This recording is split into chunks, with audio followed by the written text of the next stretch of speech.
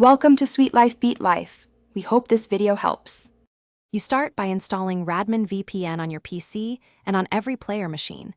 This creates a virtual LAN that Minecraft will recognize. Once done, create a new network in Radmin VPN with a clear name and a strong password so only invited players join. Make sure you run Radmin as administrator so virtual adapters install correctly. Then open Minecraft and confirm all players use the same game version. This avoids handshake issues later.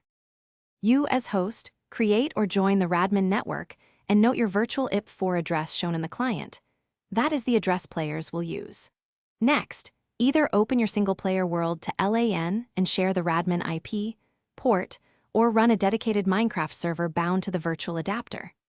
Make sure to allow both Radmin VPN and Java through Windows Firewall or other security software, because blocked ports prevent clients from connecting.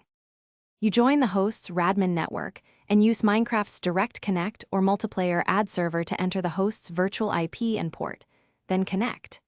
If the client can't join, ping the host virtual IP from the Radmin client to confirm reachability. Make sure both machines show the same subnet and no duplicate address exists. If problems persist, restart the Radmin service, toggle the virtual adapter, and temporarily disable antivirus or other VPN.